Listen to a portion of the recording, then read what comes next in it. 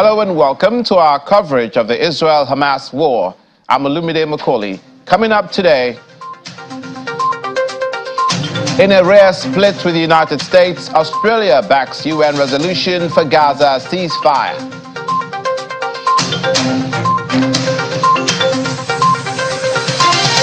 And that's where we'll begin just now.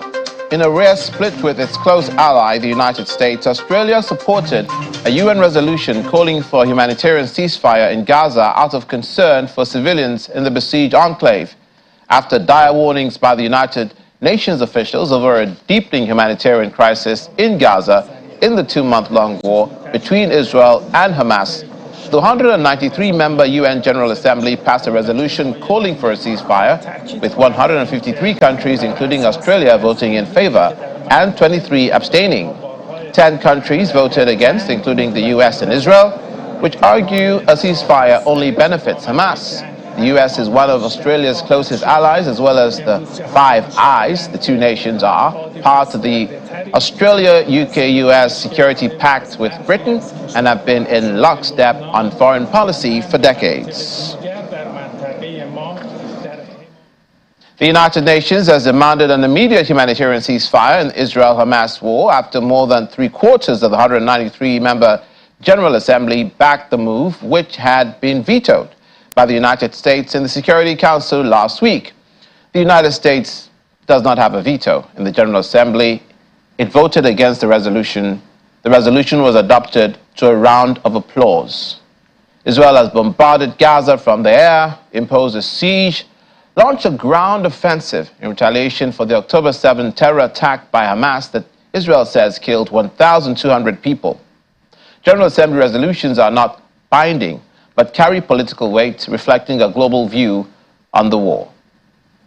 The result of the vote is as follows: 153 in favor, 10 against, 23 abstentions. Draft Resolution A/ES10/L27 has been adopted. And indeed, there are aspects of this resolution that we do support. We agree that the humanitarian situation in Gaza is dire and requires urgent and sustained attention, that civilians desperately need food and water and shelter and medical care, that a devastating number of innocent people have been killed, and that civilians must be protected, consistent with international humanitarian law. In addition, we support the release of all hostages immediately and unconditionally. Any ceasefire right now would be temporary at the best and dangerous at worst. Dangerous to Israelis, who would be subject to relentless attacks, and also dangerous to Palestinians, who deserve the chance to build a better future for themselves, free from Hamas. And I'm confident that this entire membership will not agree to place the blame only on Hamas, but not on Israel. That would be unjust, unfair, and inequitable.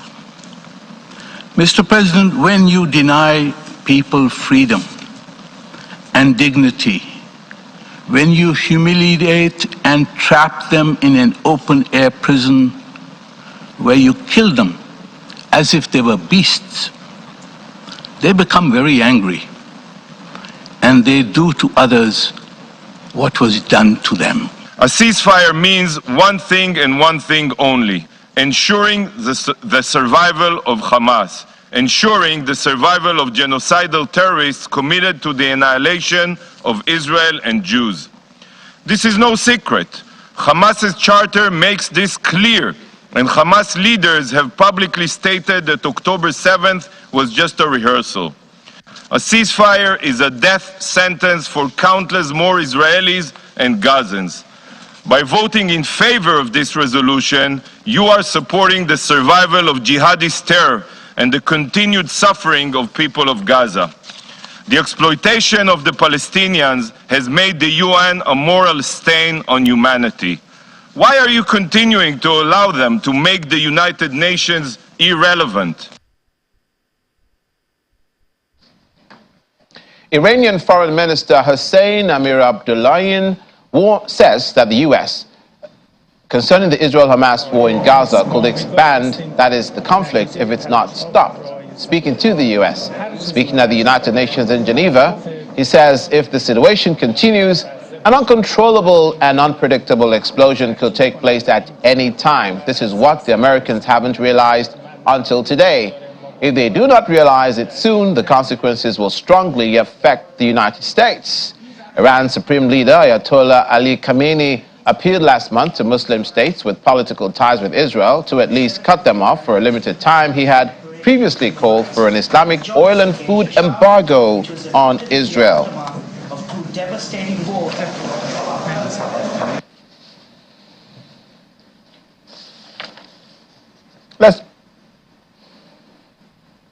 Let's bring you up to further speed now. Hours before the annual White House Hanukkah party, Jewish leaders chained themselves to the White House gates, urging President Joe Biden to support a permanent ceasefire in Gaza. According to a group called the Jewish Voice for Peace, JVP, the protest happened in response to the United States vetoing the United Nations Security Resolution for humanitarian ceasefire on December the 8th.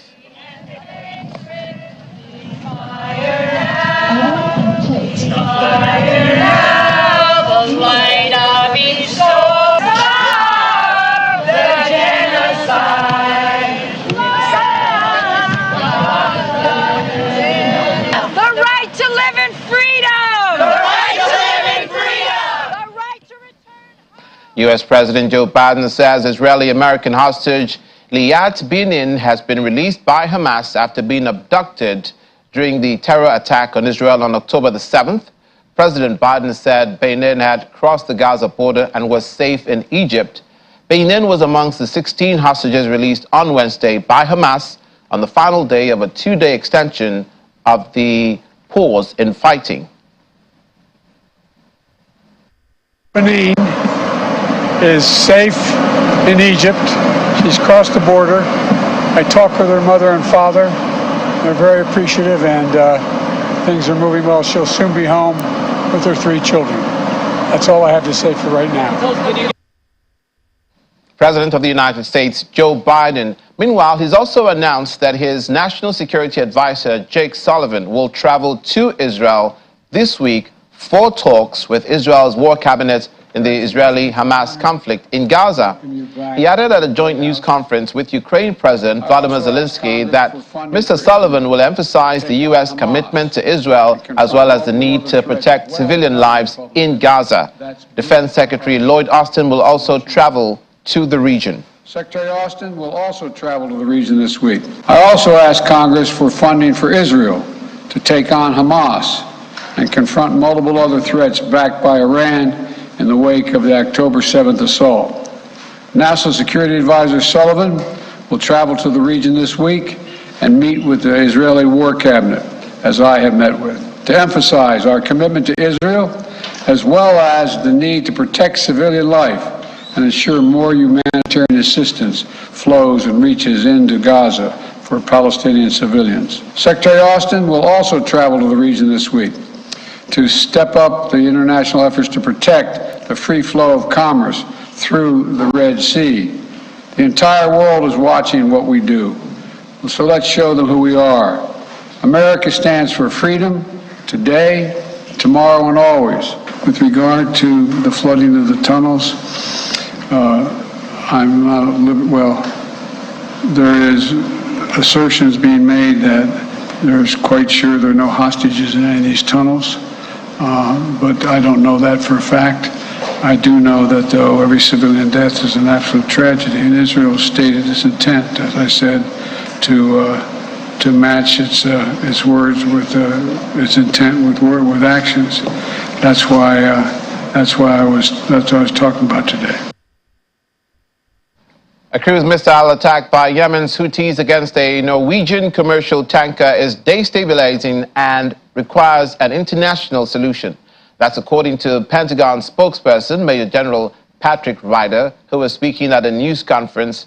The Iran-aligned Houthis said earlier on Tuesday they hit the tanker Strinder with a missile in protest against Israel's bombardment of Gaza.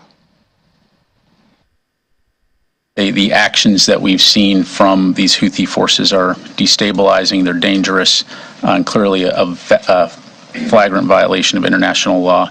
And so this is an international problem that requires an international solution.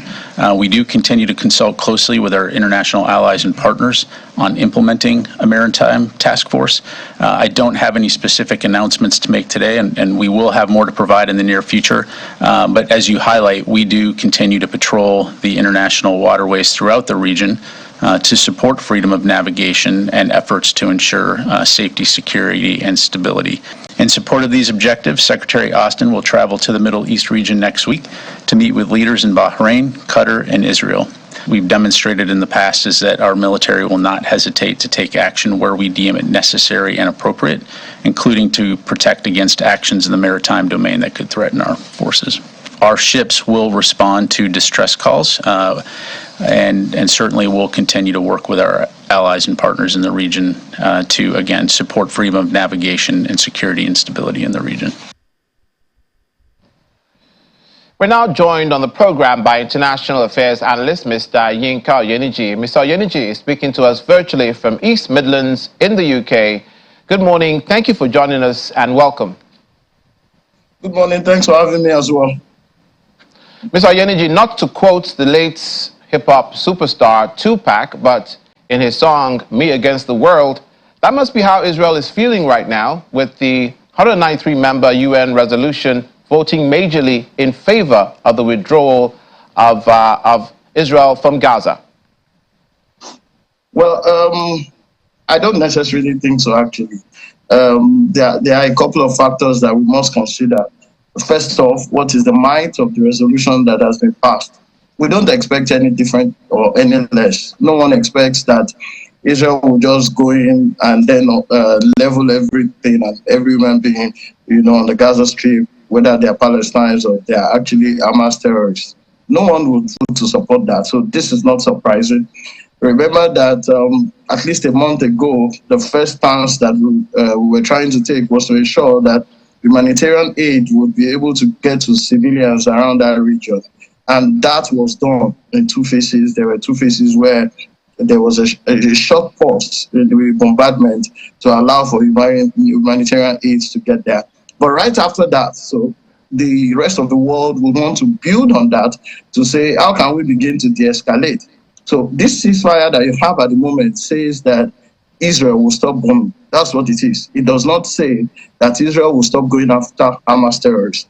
As a matter of fact, what Israel is doing, apart from bombing parts of Palestine territory, is to flush out Hamas terrorists. And there's nothing stopping that at this moment. The president of the United States was put on the spot there in the interview you just showed, where the pumping of the tunnels, of the Hamas tunnels, that's where we should have our eyes on. What would that reveal? Remember that no country of the world stopped Israel to invade hospitals where there were terrorist tunnels under these hospitals. That phase has been done and completed. The next phase now is to go after the Hamas terrorists in their tunnels. So all the resolution has said is allow humanitarian channels along this corridor.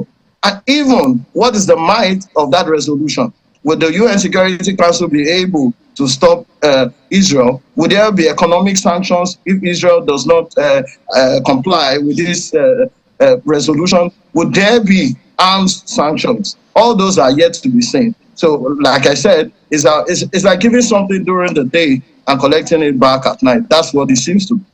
Does this not also smack of deja vu all over again? Because that's exactly what seemed to happen when Ukraine was invaded by Russia.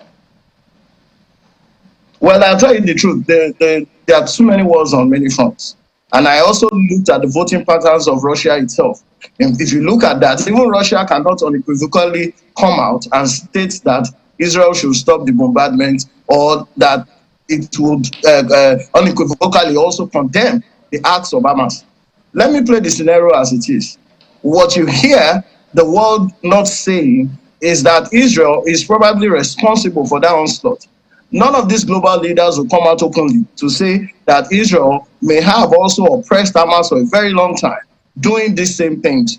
I'm not saying Israel has done that, but there have been allusions from the interviews we have watched. Now, all the world is saying is, Israel, you have a right to go after Hamas, after what happened on the 7th of October.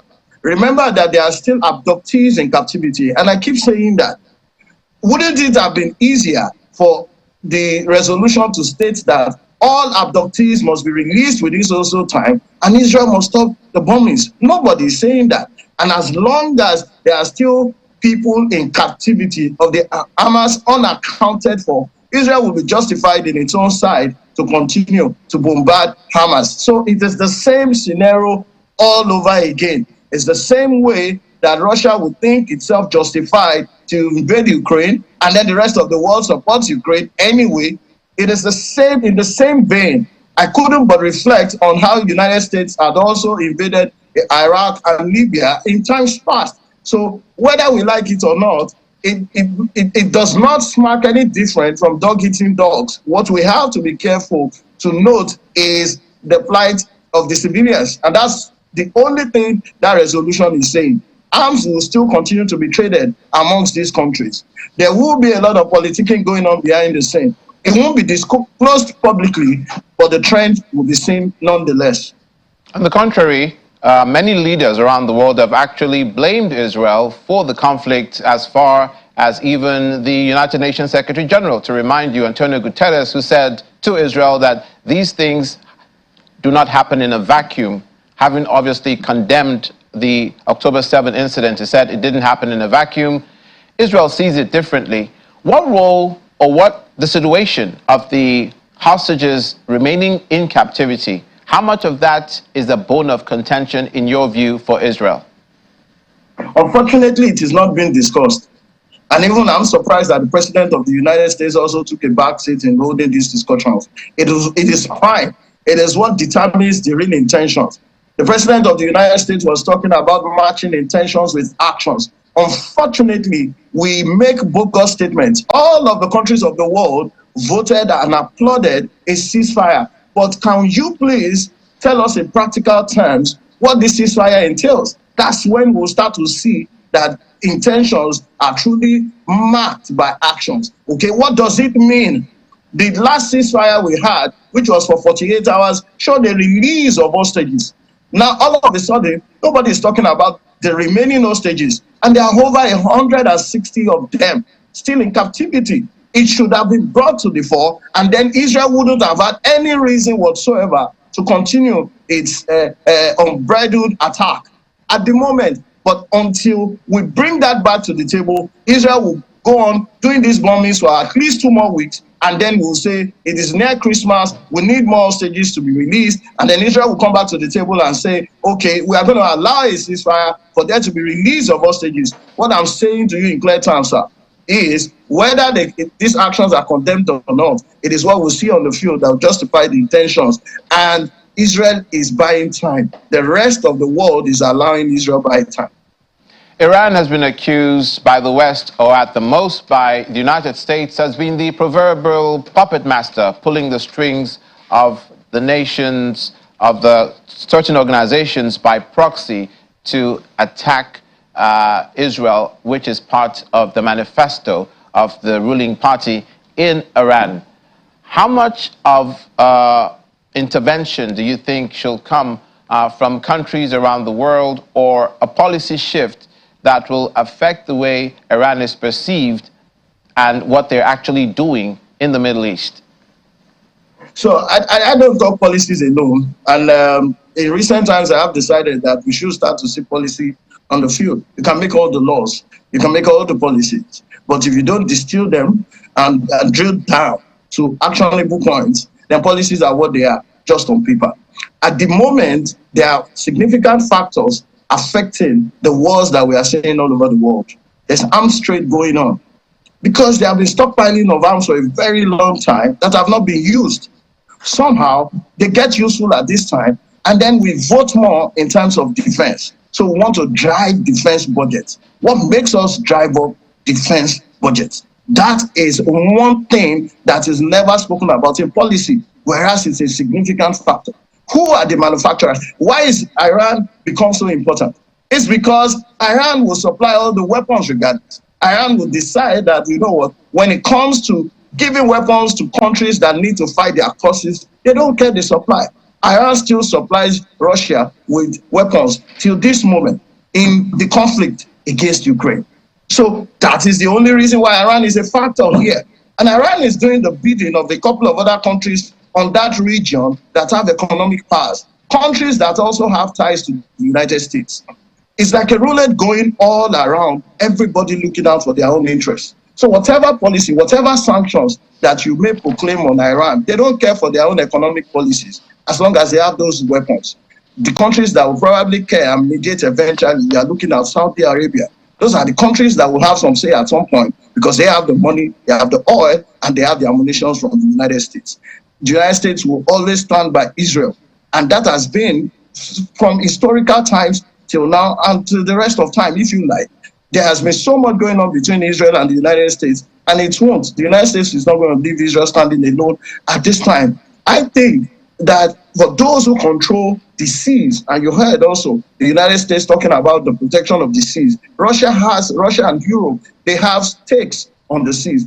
The seas, the food, for countries that can supply food, Europe had those powers just before now to be able to make a difference. So if you are talking about the seas economic trade, you are talking about agriculture, food security, and then you are talking about mineral resources. Any country that controls, that is why you are a superpower. If you can control all of this, you are manufacturing ammunition, or you are a major provider of food, or you have military might to protect the seas, then you can make statements beyond policies. So I do not subscribe to the notion that Iran will be cowed by any policy. He who is fallen needs fear no fall. What would happen is that for those countries who hold those major stakes, it will mean that Russia will have to de-escalate what is happening in Ukraine before Russia will be taken serious, because Russia was going to have those resolutions amended. United States wanted those resolutions amended to condemn Hamas as terrorists. But that is what the world is not saying. Meanwhile, it is what it is. So until all of those who hold those stakes come to the table, they themselves showing that they can come to equity with clean hands, Iran will continue to supply weapons, Israel will continue to bomb Gaza, and then we will wait to see when Israel will be ready to receive the remaining hostages, and then hopefully it won't be business as usual. It's not a policy solution. There is drama on the high seas of the Red Sea with the Houthis attacking commercial frigates, commercial vessels. Are you concerned that this can lead to a wider escalation? No, I'm not at all. And I didn't expect any less from Putin either. He's tried to place cards even on the Black Sea, in the air with respect to drones, and now it's not going to escalate. It has to stop. And I'll tell you, there are a couple of, the first quarter of next year is very critical, where the United Kingdom is possibly going to the polls, and we need to start to do something about our economy and immigration laws. The United States is going into elections. This is how far that war in Ukraine can go, especially with what is happening between Israel and Hamas. And then they have Lebanon, and then Iran are also contributing to that warfare there. We need to start de-escalating now. It's not going to go any further. It's not going to go any further. Unfortunately, Ukraine may also have to start accepting some terms of compromise to get all of this over with. Sorry, I meant the Red Sea. The Red Sea. The Red Sea. Even the Red Sea. The Red Sea. The Red Sea, the Black Sea, all of those tensions there will have to be de-escalated if we don't want a global crisis. I don't see it.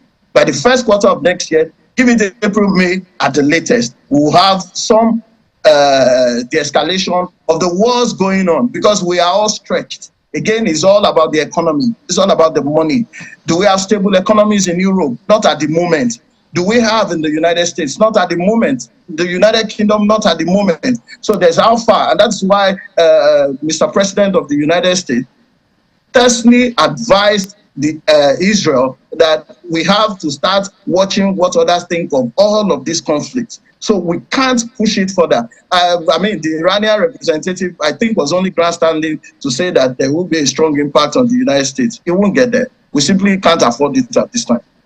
The urban warfare going on in Gaza and the northern part and the southern part in Han Yunis is what is making it even worse for the civilians who have to be herded into different areas so as not to become casualties, but that is not very successful at the moment because of the visceral nature of this war. As it continues, what is your impression about how Hamas allegedly is using human shields, using civilian infrastructure, using civilian apartments as well to hide some of these weapons or some of their locations as they try to repel the Israeli incursion? It's a very difficult question to answer. And I must tell you the truth that the Hamas have done the most that they can do at this time.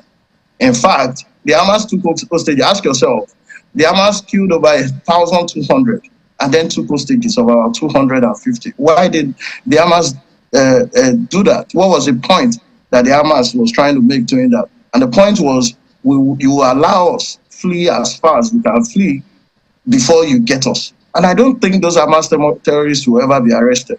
They're not going to be arrested to come and be in prison. It's always been a bargaining chip. That's the reason that they abducted all these innocent civilians, and they would have to be released at some point because they are the remaining reason that Israel has to continue these bombings. So it's a case of Hamas thinking, what is the biggest weapon we have in our hands? And it is holding these people hostages. They will be released for some terms to be met, and that will be drawn for a very long time.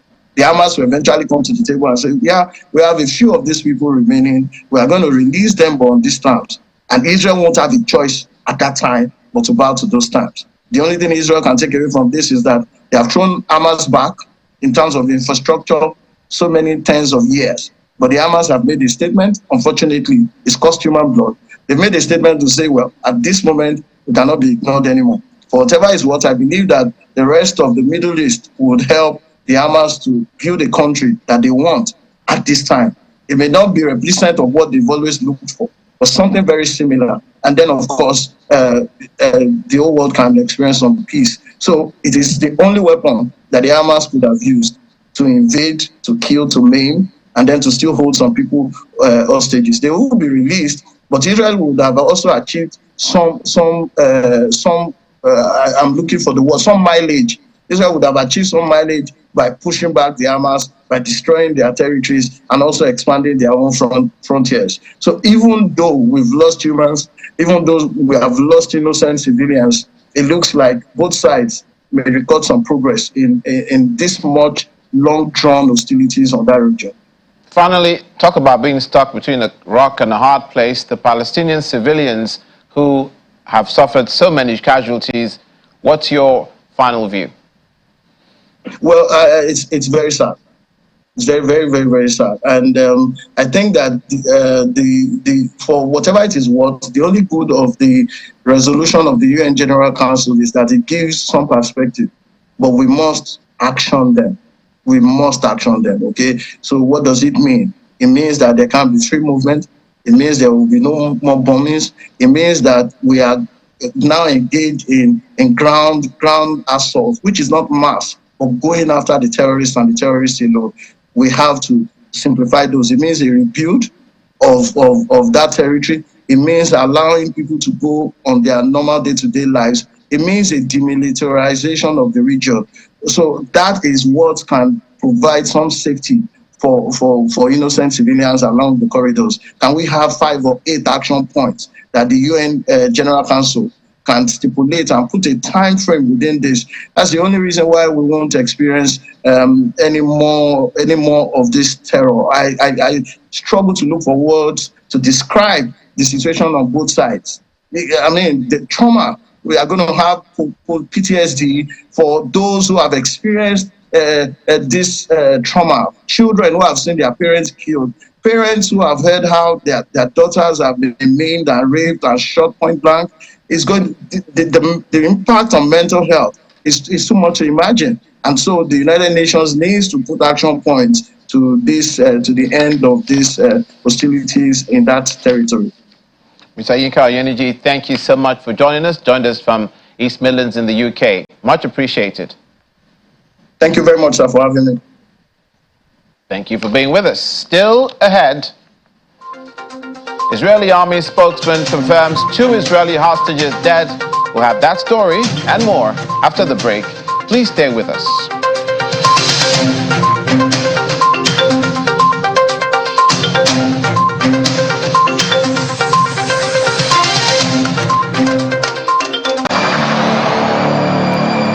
You are watching Channel Television's coverage of the Israel-Hamas war this morning. Stay with us as we continue where the Israeli military says troops have recovered 2 bodies of hostages seized by Hamas on October the 7th.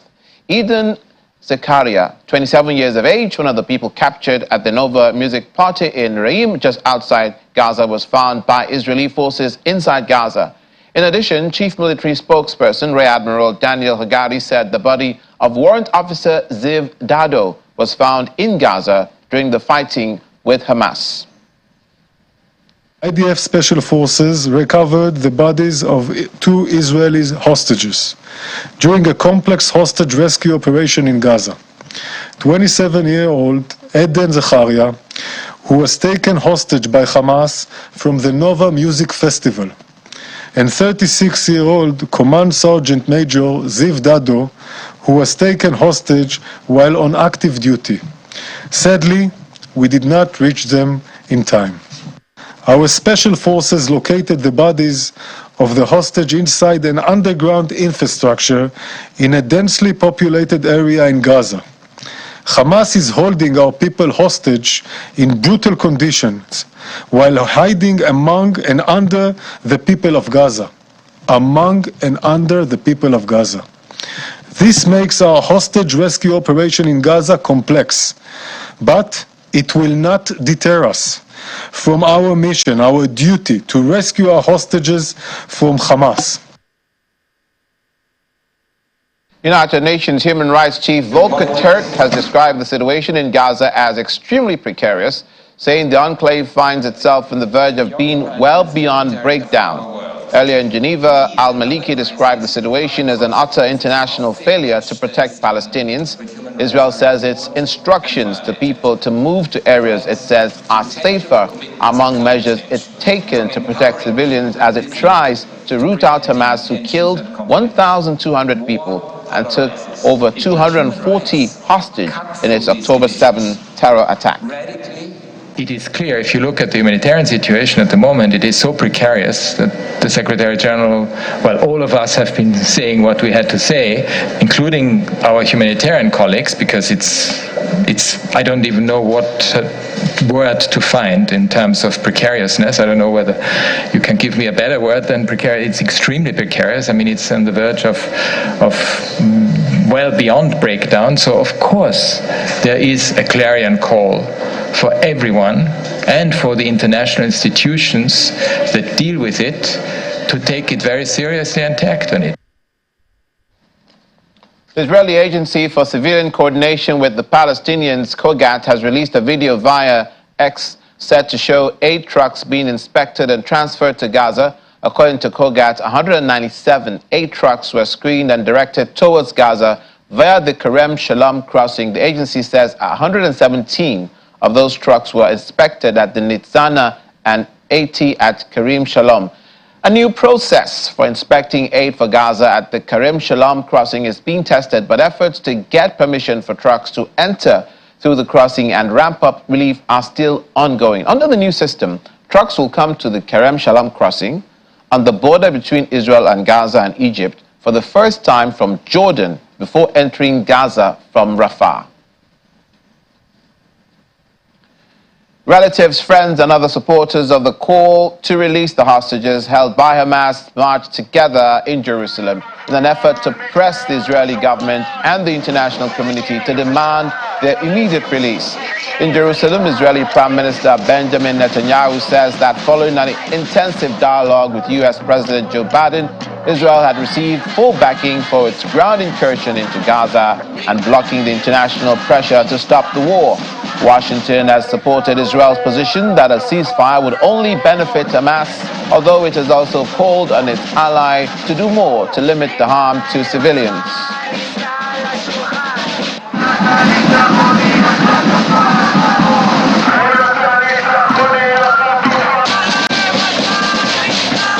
We're here today to ask the government to immediately bring everybody back. We would like them to go to negotiation immediately. There isn't any time.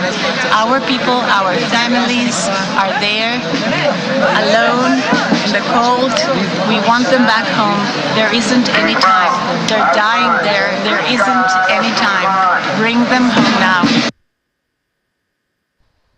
We now speak to public affairs analyst Mr. Oluseyi Adeyemo, speaking to us virtually from Lagos. Good morning, sir. Thank you for joining us.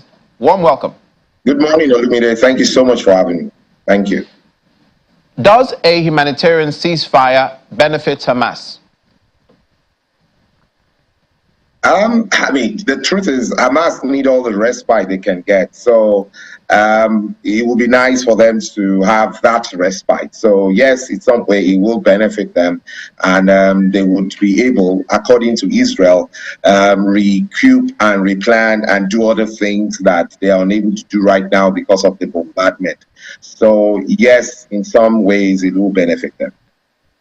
If that is so, then that is the argument that Israel is making and the United States is supporting, that a call for a ceasefire only benefits further such acts by Hamas in the long term.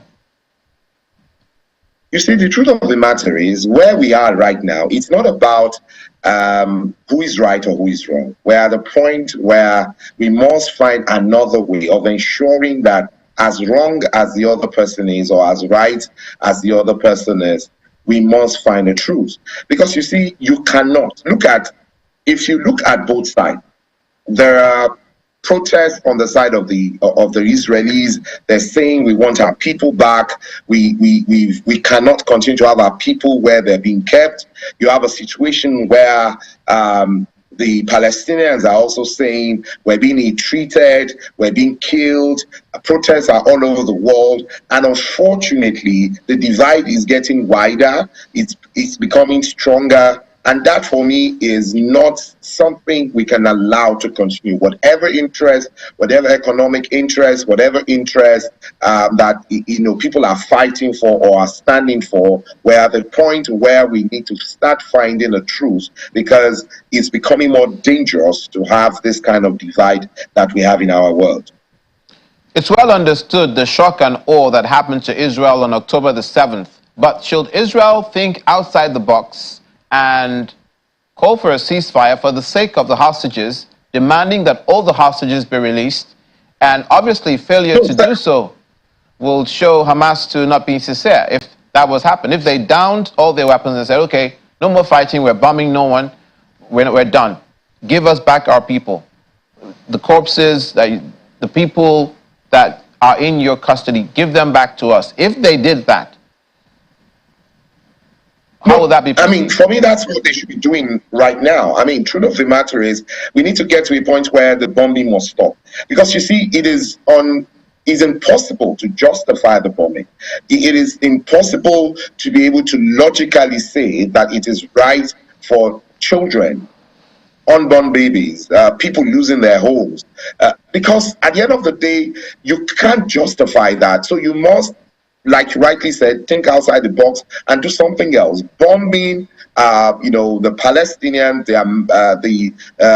the Gaza people are definitely not the way to go, because it is horrifying what we see on TV. And like I said, my fear, and I'll continue to repeat it, is how much people are lying behind themselves and saying, oh, it's the other people, oh, it is this people, and all of that. And that, for me, is very dangerous, because that is being done across the world. And we're not even seeing that. What we're seeing right now is what is happening at the theater of war. But what is happening is more, because you then have families dividing against themselves, and the lines are becoming thicker. The kind of discussions or argument that is going on all over the world is something that we need to be conscious about and find a way of stopping. So thinking about outside of the box is definitely something we need to start to do quickly. One of the images, one of the reports that we heard from out of the hospitals in Gaza is people being treated or undergoing surgery without anesthesia. that is horrific, because obviously it's like having open heart surgery fully awake, and that's incredible. That's like cutting off your nose to spite your face. These are some of the images and the reports, or rather the reports that we're seeing, I should say, coming out of Gaza, not to talk of the sanitation concerns. You can imagine where, although Israel says they're showing good faith, they have dropped detailed maps showing specific places in southern Gaza that likely the civilians will not suffer casualties. But in spite of that, those places are said to be like vast open spaces, like wastelands. There's no sanitation. How are you going to get the water there? There are children and there are women as well, vulnerable groups in the mix of these people being herded to these different locations. They're being taken out of their home, and I mean, according to the way you've just described it, you're taking them to a sparse land, to a place where they cannot find water, they cannot find anything. So that obviously is not a veritable option. Saying to them that, oh, they can go to a safe place and all of that. There's no safe place. There's no safe place other than one's home. And you going and uprooting them from their home all of a sudden, and they being killed on a daily basis. And the scary thing about this war attack, or whatever name we want to call it, again, is the fact that the media is become more polarized. The days where news is being gotten from a particular angle and from narrated in a particular form is gone forever. You have strength everywhere, and that is dangerous, because there are people who are getting the news in a particular way in their local language, and they're being told that the rest of the world hates them. Look at what is happening to them, and some of the visuals that we're not even seeing, in the terrestrial media, is being spread all over the place. So this is something that needs to be nipped in the bud, because the obvious, very, very obvious adverse effect that would start to spill over, after now, is not something we want to deal with. Because if you ask me, the world has suffered enough up till date, and having another form of killings or suicide bombing across the world is not something we want to start to deal with, after this episode. And finally, for the Israel, who say that calling for a ceasefire is arbitrary at this time and will only empower Hamas. They are surrounded. Well, they are fighting three different fronts on a minute scale. The Houthis, who are attacking them in any way they can. The Hezbollah, with whom they've had skirmishes on the northern border with Israel, as well as Hamas. And this is just reminiscent of the Israeli history from antiquity up to current times, where they are faced with the David and Goliath situation all of the time. To bring about a certain closure to this issue, what do you think Hamas should do, and what do you think Israel should do? Hamas should please release all the hostages that they have, and let everyone know that truly they're not the terrorists they're being called, and that what they're just doing is fighting for their people. And if they're fighting for their people, they must be willing to also appreciate the lives of other people and release all the hostages that they have. Israelis also must come out to let the world know that they are not the wicked people they are being described as at this time, and all they want to do also is to protect their people, and so they are willing to shield the sword so that we can have a global peace. Because you see, the truth of the matter, you have discovered, even with individuals, if you keep holding to your own end of the story, you will never find a resolution. The way to go about it is to see it, yes, the way it is. Can we find a way of resolving the matter rather than insisting on your angle or what you're seeing, because the truth of the matter is the other person will always see what he sees and you will always see what you see. The only way is to say, not minding what we see, not minding the effect and the losses and the history, very, very bad one at that, or the partnership that is going on everywhere, and we all know, and some of us just wonder how we're able to do business in situations like this. But the truth of the matter is it is what it is, but we need peace, and we need to have a situation where we all shit the sword at this time. Wouldn't that be so excellent if it just happened the way you put it? I wish it was that simple. We all wish it was that simple. We thank you so much, Mr. Oluseyi Adeyemo, who joined us from Lagos. Mr. Oluseyi Adeyemo, a public affairs analyst for this program, that is for this issue, and we thank you for being on the program today. Thank you so much for having me. Thank you. Still to come.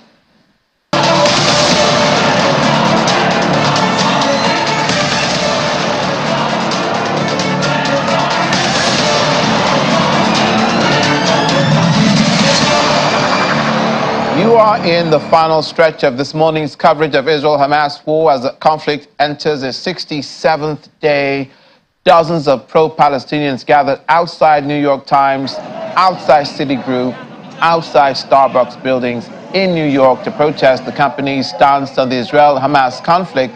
The crowds carried Palestinian flags and banners calling for a ceasefire in Gaza. The United Nations on Tuesday demanded an immediate humanitarian ceasefire in the Gaza Strip as U.S. President Joe Biden warned Israel it was losing international support because of its indiscriminate bombing of civilians in its war against Hamas. Israeli grandparents, whose 2 daughters and 3 young granddaughters were held hostage by Hamas in Gaza for weeks and released to Israel last month, are witnessing their daily struggles to shed off fears of life in captivity. In an interview, the couple recounted moments in the days following the release that reflected the implications of living in captivity on the behavior of the young girls and their mothers. Ricky and Remus Aloni had 6 of their family members in Hamas taken hostage since October 7th, when swarms of Hamas kidnapped civilians, burned houses, and killed residents of Israeli communities near the border with Gaza.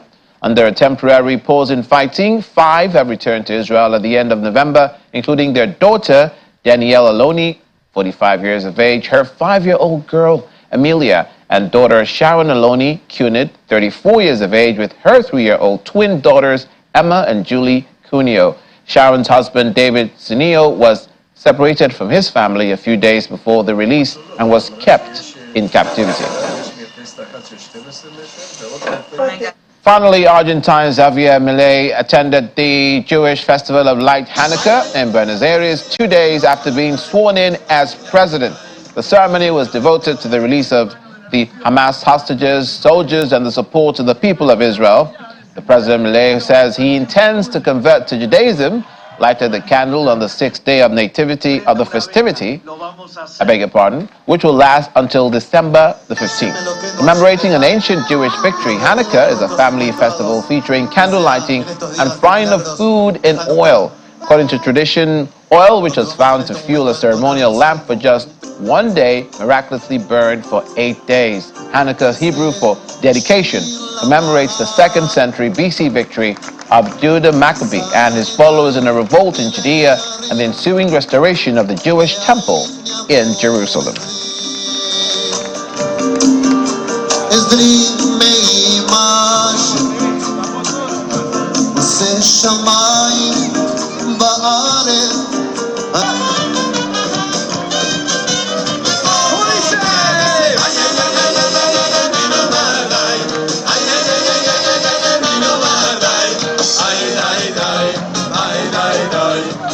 That's it for this morning's coverage of Israel-Hamas war.